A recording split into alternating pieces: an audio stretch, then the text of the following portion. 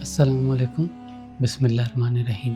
سب تعریف اللہ کے لیے جو آسمانوں کا خالق ہے، اپنے ستاروں، چاند اور سورج کے ساتھ زمین کا خالق ہے، اور اپنے پہاڑوں اور سمندروں، درختوں اور دریاؤں کے ساتھ، اور ان سب کے جو اس میں رہتے ہیں۔ کیا لوگ یہ سوچتے ہیں کہ ان کو چھوڑ دیا جائے گا صرف اس وجہ سے کہ وہ کہتے ہیں ہم ایمان لائے، اور ان کا امتحان نہیں لیا جائے گا؟ بے شک ہم نے ان سے پہلے والوں کا امتحان لیا۔ اللہ ضرور ان کو ظاہر کرے گا جو سچے ہیں، اور ضرور ان کو ظاہر کرے گا جو جھوٹے ہیں۔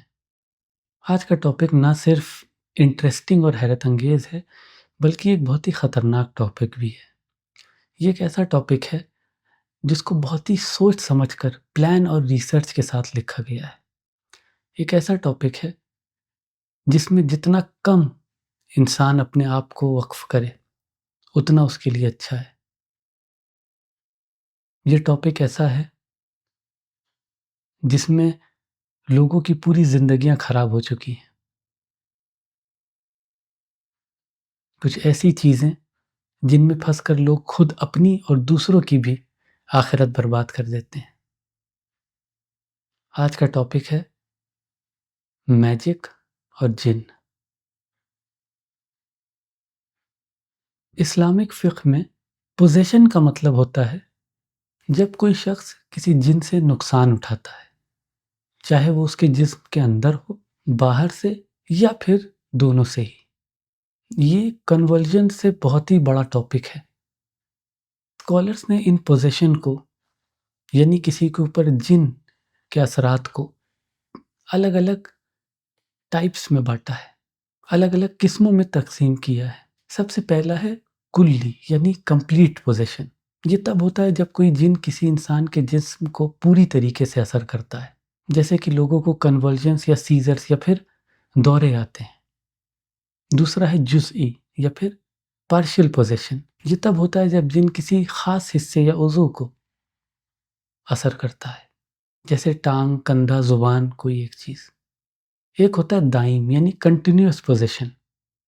یہ تب ہوتا ہے جب جن کسی کے جسم پہ کافی لمبی مدت تک رہتے ہیں، مستقل نقصان یا اثر ڈالتا ہے۔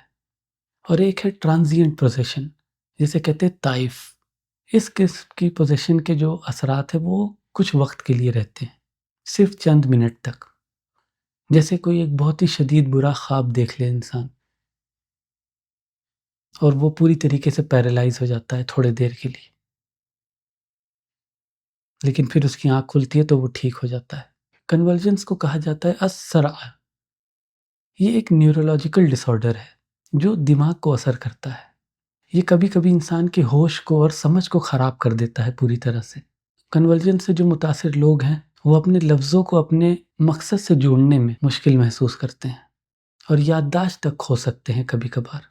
یہ حالت انسان کے موٹر کنٹرول کو بھی خراب کر سکتی ہے، یعنی اپنے ہاتھ پیر کو چلانا، اپنی آنکھوں کو کنٹرول میں رکھنا۔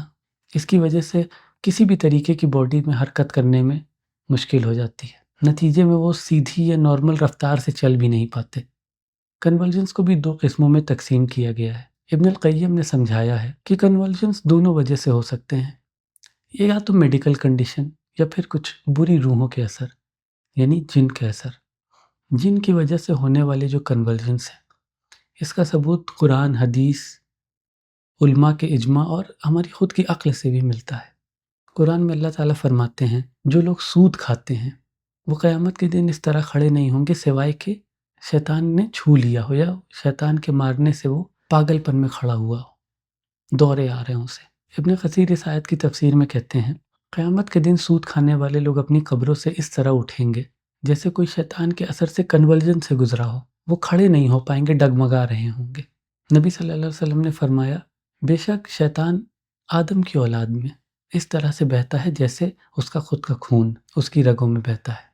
ایک اور صحیح حدیث میں ذکر ہے کہ نبی صلی اللہ علیہ وسلم نے فرمایا ہر بچہ پیدائش کے وقت شیطان کے چھونے سے روتا ہے، صرف مریم اور ان کے بیٹے عیسیٰ اس سے مستثنیٰ تھے، کیونکہ ان کی ماں نے دعا کی تھی اللہ سے میں پناہ مانگتی ہوں اس کے اور اس کی اولاد کے لیے شیطان ملعون سے۔ ابن تیمیہ نے تصدیق کی اس بات کی کہ جن کا وجود قرآن، حدیث اور صالحین کے اجماع سے مضبوطی سے ثابت ہے۔ یہ واقعہ بہت زیادہ دیکھا گیا ہے۔ جن کسی شخص کو پوزیس کر سکتے ہیں اور اس سے وہ چیزیں کہلا سکتے ہیں جن کا اس کو علم بھی نہیں ہوتا۔ حالانکہ شدید جسمانی تکلیف ہوتی ہے انسان کو، جیسے درد اتنا زیادہ کہ ایک اونٹ کے لیے بھی موت کا سبب بن جائے، لیکن متاثر شخص کو اس کا احساس نہیں ہوتا۔ امام احمد بن حنبل نے اپنے والد کے ساتھ گفتگو کا ایک ذکر کیا۔ وہ کہتے ہیں، میں نے اپنے والد سے کہا کہ کچھ لوگ کہتے ہیں کہ جن انسانی جسم میں داخل نہیں ہو سکتے۔ انہوں نے جواب دیا، میرے بیٹے، وہ جھوٹ بولتے ہیں، کیونکہ یہ جن ہی ہیں جو شخص کے ذریعے بولتے ہیں۔ کتاب احکام الجن میں جو جن کے احکام اور قواعد پر ایک کلاسیکل ٹیکسٹ ہے، ایک واقعہ بیان کیا گیا ہے۔ امام احمد بن حنبل کے پاس خلیفہ متوکل کا ایک آدمی آیا۔ اس نے بتایا کہ خلیفہ کی ایک غلام لڑکی ہے جس کو بہت زیادہ دورے آ رہے ہیں۔ اس نے امام احمد سے دعا کی درخواست کی کہ آپ اللہ سے دعا کریں اسے شفا ملے۔ امام احمد نے ایک لکڑی کا جوتا تھا وہ دیا اور اس آدمی کو حکم دیا کہ خلیفہ کے گھر جائے، اس لڑکی کے سر کے پاس بیٹھے اور جن کو یہ پیغام دے۔ احمد کہتا ہے، یا تو تم اس کو چھوڑ دو یا اس جوتی سے تم 70 بار مار کھاؤ گے۔ اس آدمی نے امام کے اس حکم پر عمل کیا اور جن نے سن کر کے پھر اس بات کا جواب بھی دیا کہ میں سنتا ہوں اور تعمیل کرتا ہوں، اگر احمد مجھے عراق چھوڑنے کا بھی حکم دے تو میں چھوڑ دوں گا، کیونکہ وہ اللہ کا فرما بردار ہے۔ اور وہ جن پھر وہاں سے چلا گیا اور وہ لڑکی ٹھیک بھی ہو گئی اور پھر بعد میں اس کے بچے بھی ہوئے۔ لیکن امام احمد بن حنبل کی وفات کے بعد جن واپس آیا۔ پھر خلیفہ نے پھر ابو بکر المری کو بلایا۔ جب وہ اپنی جوتی کے ساتھ آیا تو جن نے کہا، میں نہ اس کو چھوڑوں گا نہ تیری بات مانوں گا، کیونکہ احمد اللہ کا فرما بردار تھا اور ہمیں اس کی بات ماننے کا حکم تھا۔ ایک اور واقعہ آتا ہے خالد بن ولید رضی اللہ عنہ کا۔ خالد بن ولید کے ساتھ ایک بڑے غضب کی چیز ہوتی تھی۔ وہ اکثر رات کو اٹھتے تھے اچانک سے ڈر کے اور اپنی تلوار لے کر کے گھر کے باہر آ جاتے تھے فوراً۔ انہوں نے اس چیز کی شکایت پھر جا کے رسول اللہ صلی اللہ علیہ وسلم سے کی کہ ایسا ہوتا ہے میرے ساتھ۔ اللہ کے نبی صلی اللہ علیہ وسلم نے ان کو بتایا کہ جبرائیل علیہ السلام نے مجھے بتایا ہے کہ ایک چالاک جن ان کے خلاف، خالد بن ولید کے خلاف خاص طور سے کچھ سازش کر رہا ہے۔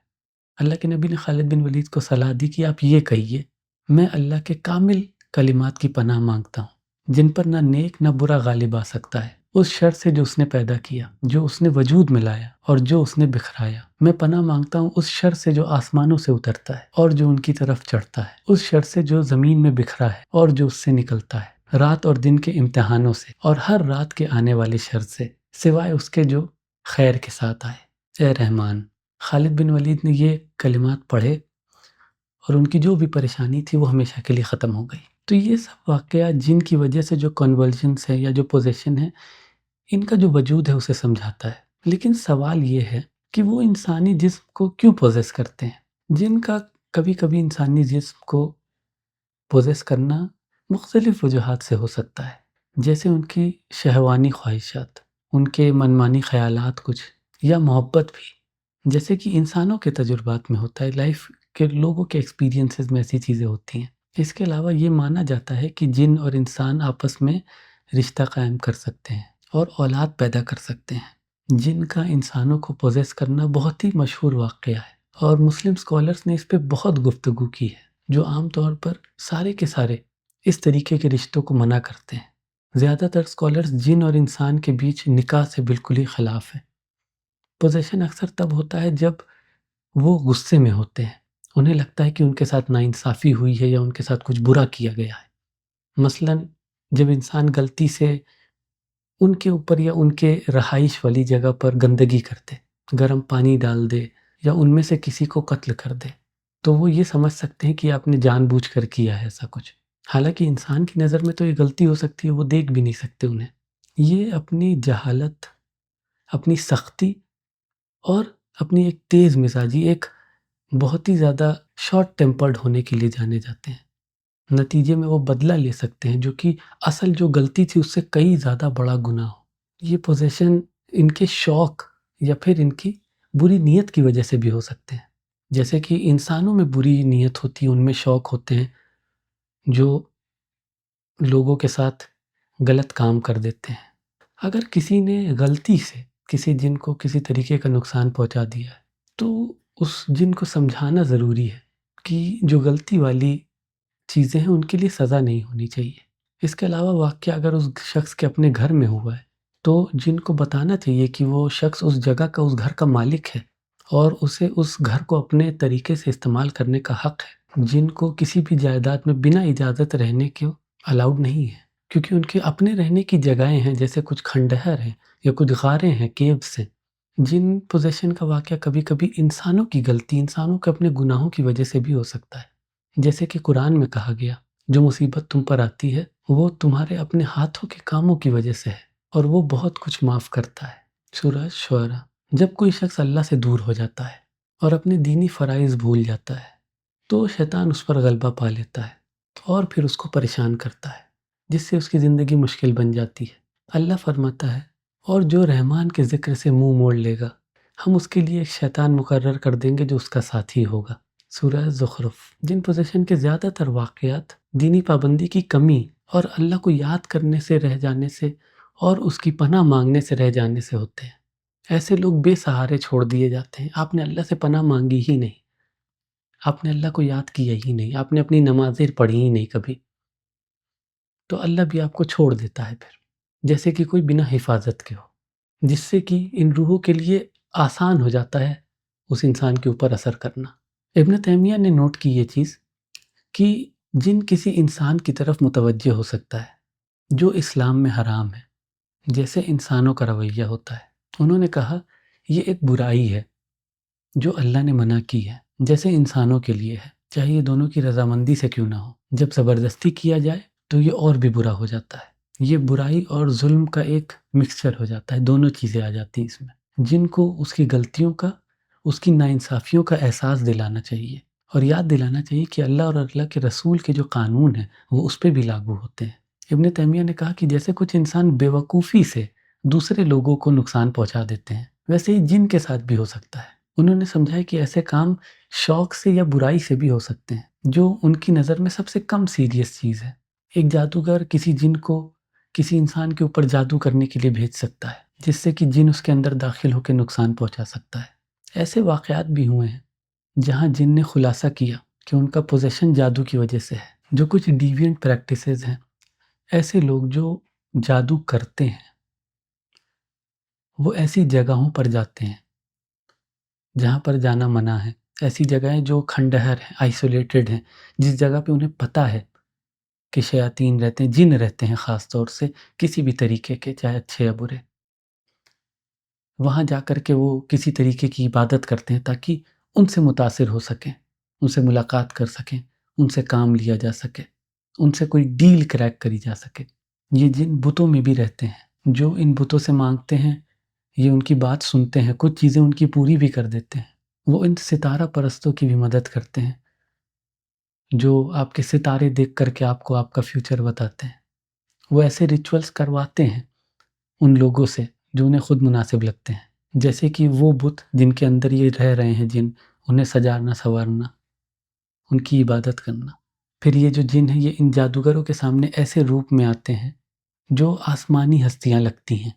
وہ ان کی کچھ درخواستوں کو پورا کرتے ہیں، جیسے دشمنوں کو نقصان پہنچانا یا دوسروں کو بیمار کرنا یا کسی پسندیدہ شخص کو کھینچ کر لانا یا پھر دولت دینا۔ لیکن ایسی خدمات سے ملنے والا جو نقصان ہے وہ ان فائدوں سے کئی زیادہ بڑا ہوتا ہے۔ کئی لوگ جو جنوں کا استعمال اس طریقے سے کرتے ہیں وہ کہتے ہیں کہ سلیمان علیہ السلام نے بھی تو جنوں کا استعمال کیا تھا اپنا کام کروانے کے لیے، لیکن سلیمان علیہ السلام کو اللہ نے طاقت دی تھی ان کے اوپر۔ سلیمان علیہ السلام نے کوئی نیگوسیشن، کوئی ڈیل نہیں کریک کری تھی ان کے ساتھ۔ پہلے کے اسکالرز کی روایت ہے کہ سلیمان کی جب وفات ہوئی، شیاطین نے جادو کی کتابیں لکھی جو کفر سے بھری ہوئی تھی اور ان کے تھرون کے نیچے اسے چھپا دیا، ان کی کرسی کے نیچے۔ کچھ کرسچنز اور یہودیوں نے جھوٹے طور پہ سلیمان علیہ السلام کو بدنام بھی کیا کہ یہ جادوگر ہیں۔ انہوں نے یہ دلیل تک دی جادو کرنے کے لیے کہ اگر جادو کرنا حرام ہوتا تو سلیمان تو نہ کرتے۔ دونوں ہی گروہ گمراہ ہو گئے اس معاملے میں۔ ایک نے سلیمان کو بدنام کیا اور دوسرے نے جادو کا عمل کیا۔ اس غلط فہمی کے جواب میں اللہ تعالیٰ نے سورہ بقرہ کی 102 نمبر آیت نازل کر دی۔ اللہ نے کہا کہ سلیمان نے کفر نہیں کیا بلکہ شیاطین نے کفر کیا، انہوں نے لوگوں کو جادو سکھایا۔ ساتھ ہی بیبیلون یعنی بابل میں آئے ہوئے جو 2 فرشتے تھے اللہ کی طرف سے، ہاروت اور ماروت، ان کے اوپر جو نازل کیا گیا وہ بھی سیکھا لوگوں نے اور دوسروں کو سکھایا۔ وہ 2 فرشتے کسی کو بھی نہیں سکھاتے تھے سوائے ایک وارننگ کے ساتھ کہ ہم صرف تمہارے لیے امتحان ہیں، تو اپنے ایمان پہ بنے رہو۔ اگر تم نے سیکھا چیز اور اس کو پریکٹس کیا تو تم کفر پہ ہو جاؤ گے۔ پھر بھی لوگوں نے جادو سیکھا جو شوہر کو بیوی سے الگ کر دینے والا تھا، حالانکہ ان کا جادو کچھ نقصان نہیں پہنچا سکتا تھا سوائے اللہ کی اجازت کے۔ انہوں نے وہ سیکھا جو انہیں نقصان دیتا ہے اور فائدہ نہیں دیتا، حالانکہ ان کو پہلے سے پتا تھا کہ جو یہ جادو والی چیزیں خریدے گا اس کا آخرت میں کوئی حصہ نہیں ہے۔ اور اللہ کہتا ہے کتنی بری تھی وہ قیمت جس کے بدلے انہوں نے اپنی روحیں بیچ دی، کاش وہ جانتے۔ جو انکینٹیشنز یا پھر قسمیں پڑھی جاتی ہیں وہ اکثر شیاطین کو بلانے کے لیے ہوتی ہیں، دوسروں کے خلاف مدد کے لیے۔ کبھی کبھی جو برے جن ہوتے ہیں ان کی درخواست کو پورا بھی کر دیتے ہیں، لیکن اکثر نہیں کرتے۔ خاص طور سے وہ جن کو اگر بلایا جا رہا ہو اور وہ عزت دار ہوں تو وہ کبھی بھی اللہ کی اس لگائی ہوئی حد کو کراس نہیں کریں گے۔ یہ جادو کرنے والے یہ شیاطین کو مجبور نہیں کر سکتے کہ وہ ان کی مدد کریں، کیونکہ وہ پہلے سے اپنے دماغ میں یہ چیزیں لے کر کے چل رہے ہیں کہ وہ ایسی ہستیوں کو بلا رہے ہیں جو ان سے خود سے زیادہ طاقتور ہیں۔ یہ بھی حالت انسانوں کے رویے سے ملتی ہے کہ آپ کسی انسان کو بلا رہے ہیں کسی غلط کام کے لیے، اور اگر وہ عزت دار ہے، نیک بندہ ہے، وہ منع کر دے گا آنے سے۔ لیکن ایک چیز اور آتی ہے کہ جب کمپیریزن ہوتا ہے انسان اور جن کا، تو عقل کے معاملے میں انسانوں کو کہا گیا ہے کہ یہ بہت ہی مزید آگے ہیں کسی بھی اللہ کی دوسری مخلوق کے۔ اہم بات یہ ہے کہ حالانکہ شیطان پرستوں کے جو قسمیں ہیں، جو بھی ان کے باتیں ہیں، یہ اکثر شرک اور کفر کے ہی بیان رکھتے ہیں، وہ جن کے خلاف اکثر بے اثر ثابت ہوتے ہیں۔ جب کوئی جن سے کہتا ہے کہ وہ دوسرے جن کو مار دے یا پکڑ لے جو کسی انسان کو پوزیس کیے ہوا ہے، تو بلایا گیا جن درخواست کرنے والے کا مذاق بھی اڑا سکتا ہے۔ وہ اکثر انہیں دھوکہ دے دیتے ہیں کہ جو پریشان کرنے والا جن تھا وہ جا چکا ہے، حل ہو گیا ہے، جبکہ حقیقت میں ایسا کچھ نہیں ہوتا، وہ ابھی بھی پریشان کر رہا ہوتا ہے اس انسان کو۔ ابن تیمیہ سمجھتے ہیں کہ جن اکثر مشرک یا پھر کرسچن یا جیوز اور ایسے گمراہ مسلمان جو دین سے بالکل دور ہیں ان سے نظروں یا پھر آوازوں کے ذریعے بات کرتے ہیں، جو ان سے معلومات مانگتے ہیں۔ جن دھوکہ بھی پیدا کر سکتے ہیں زندہ تصویروں کے روپ میں، جو جادوگروں اور کاہنوں کے چاہنے والی چیزوں کو دکھا دیتا ہے۔ ایک دھوکہ، ایلیوژن، یا تو وہ اس دھوکے کو سمجھ جاتے ہیں یا پھر اس دھوکے کو ماننے لگ جاتے ہیں کہ یہی سچ ہے۔ اسی طرح جن لوگوں کو دور کے جو بیٹھے ہوئے لوگ ہیں، شخص ہیں، ان کی آوازیں سنا سکتے ہیں جن کو وہ سننا چاہتے ہیں یا پھر جن کو وہ پکارتے ہیں۔ مثلاً جب بھی کوئی مشرک ہے وہ شرک کرتا ہے، کسی کو پکارتا ہے، جن ان کی آواز میں جواب دے دیتے ہیں ان کی رہنمائی کرنے کے لیے، جبکہ اصل میں یہ دھوکہ دے رہے ہیں، ایک دھوکہ پیدا کرتے ہیں تاکہ انہیں لگے کہ وہ جنہیں پکار رہے تھے وہی جواب دے رہے ہیں۔ یہ ان لوگوں میں زیادہ پاپولر ہے جو کسی مقدس ہستی کو پکارتے ہیں، نہ کہ اللہ کو۔ نظروں اور آوازوں کے ذریعے یہ چھپی معلومات حاصل کرتے ہیں۔ اس کے لیے ورڈ یوز ہوتا ہے میڈیمز۔ آپ نے دیکھا ہوگا کہ ایک راؤنڈ ٹیبل پہ لوگ بیٹھے ہیں، اس میں ایک کوئی بوڑھی سی عورت ہے، وہ روحوں کے ذریعے بات کراتی ہے، اس کے اندر لوگوں کی روحیں آ جاتی ہیں۔ اس کو چینلنگ بھی کہتے ہیں۔ اس میں میڈیم کہتا ہے کہ جو موجودہ لوگ ہیں، ان کے جو مرحوم دوست ہیں یا رشتہ دار ہیں یا جو بھی ہیں، ان کی روحیں اس کے اندر آتی ہیں اور اس کے ذریعے، اس کی آواز کے ذریعے جواب دیتی ہیں۔ جبکہ اصل میں یہ کیا ہے؟ یہ وہی جن ہے جو ان کے اندر آتے ہیں، ایک عجیب سا ان کا بیہیویئر میں بدلاؤ آ جاتا ہے اور پھر وہ لوگوں کو دھوکے میں ڈال دیتے ہیں تاکہ ان کا اللہ سے ایمان ہٹ جائے اور ایک اس انسان کے اوپر پورا عقیدہ بیٹھ جائے جو کہ شرک کر رہا ہے۔ لفظی طور پہ جادو اس چیز کو کہتے ہیں جس کا سبب چھپا ہو، یعنی سحر۔ اللہ قرآن میں فرماتا ہے انہوں نے لوگوں کی آنکھوں پر جادو کیا رسول اللہ صلی اللہ علیہ وسلم نے بھی فرمایا ہے کہ بے شک بیان بازی جو ہے اس میں بھی ایک طریقے کا جادو ہے۔ عربک میں سحر کا لفظ دھوکے کے لیے استعمال ہوتا ہے، کیونکہ دھوکے کا اثر چھپی ہوئی چیز سے ہوتا ہے۔ شریعت میں سحر کسی طریقے کے سپیلز جو بولے جاتے ہیں، یا پھر کسی طریقے کے تعویذ جو گانٹھ باندھ کے دیے جاتے ہیں، جیسے کہ رسول اللہ صلی اللہ علیہ وسلم کے بال مبارک پہ گانٹھیں باندھی گئی تھیں جادو کرنے کے لیے، یہ لوگوں کے دلوں اور جسموں پہ اثر کرنے کے لیے استعمال ہوتا ہے۔ اکثر نقصان دیتے ہیں، جیسے بیماریاں ہو جاتی ہیں، شوہر اور بیوی کے بیچ نا اتفاقی پیدا کرنا، کچھ حالت میں موت تک کی بات آ جاتی ہے۔ اللہ قرآن میں اس کا ذکر کرتا ہے، اور ان فرشتوں سے لوگ وہ سیکھتے ہیں، یعنی ہاروت ماروت سے، جس سے وہ شوہر اور بیوی کے بیچ علیحدگی ڈالتے ہیں۔ وہ کسی کو نقصان نہیں پہنچا سکتے سوائے اللہ کی اجازت کے۔ اس کے علاوہ اللہ فرماتا ہے، اور ان لوگوں کے شر سے جو گاٹھوں میں پھونک مارتے ہیں، سورۃ الفلق۔ یہ جادوگروں کی طرف اشارہ ہے جو گاٹھوں میں پھونک مار کر اپنے جادو کو کام میں لاتے ہیں۔ اللہ کا مسلمانوں کو جادو سے پناہ مانگنے کا حکم سورۃ الفلق اور ناس اس کے وجود اور نقصان دینے کی طاقت کو بتاتا ہے۔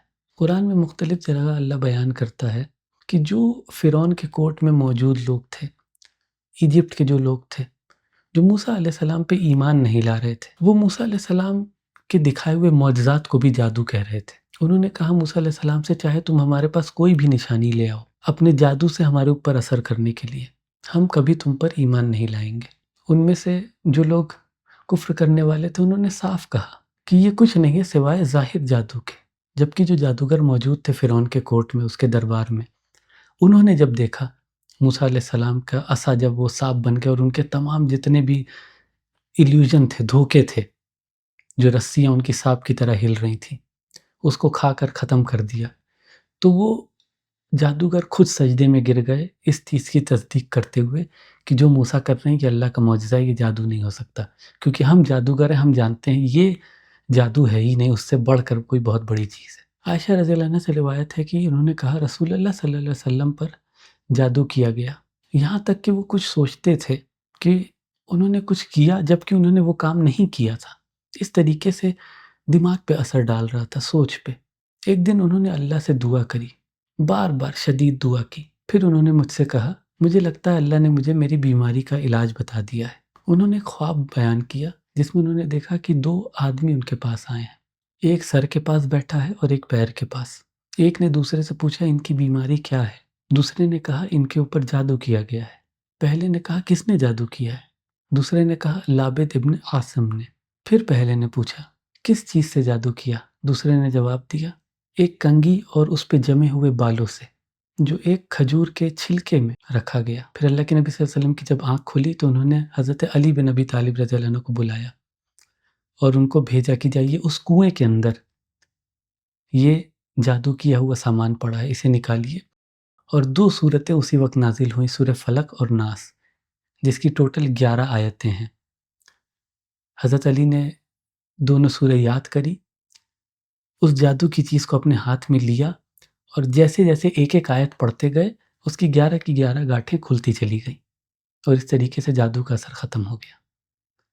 سورۃ الفلق اور ناس اتنی پاورفل ہے۔ جادو سیکھنا اسلام میں پوری طریقے سے کفر مانا جاتا ہے، کیونکہ یہ شیطان کی مدد، ان کی عبادت اور حرام کام کے بغیر حاصل ہی نہیں ہو سکتا۔ جادو میں شامل ہونا اکثر ایسی حرکتوں میں شامل ہونا ہوتا ہے جس کو انسان پوری طریقے سے سمجھ بھی نہیں سکتا، لیکن یہ شرعی طور پہ اسلام کے پوری طریقے سے خلاف ہوتی ہیں۔ اس لیے اللہ اور آخرت پہ ایمان رکھنے والے، ان کے لیے جادو سیکھنا پوری طریقے سے حرام ہے، اور وہ جادو سے اسی طریقے سے دور بھی رہتے ہیں۔ نبی صلی اللہ علیہ وسلم نے فرمایا کہ 7 مردود گناہ ہیں جن سے بچو، اور پھر اس میں جادو کا بھی ذکر کیا۔ جادو کوئی سچا فائدہ نہیں لاتا، بلکہ یہ صرف برائی ہے، پیور ایول۔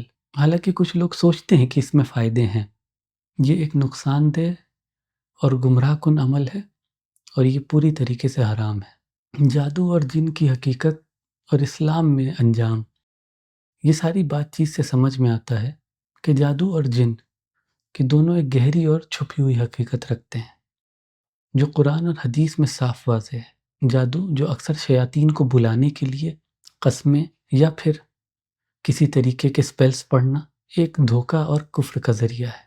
جس سے لوگ اپنے دل و دماغ پر اثر ڈالتے ہیں۔ جن جو بے دھوئیں والی آگ سے بنے ہیں اور زیادہ ڈائمنشن میں رہنے والی مخلوق ہے، کبھی انسانوں کو دھوکہ دیتے ہیں، کبھی انسانی شکل میں آ کر کے، کبھی آوازوں سے، کبھی پوزیشن سے، اور کبھی ان کی مدد سے انکار کر دیتے ہیں۔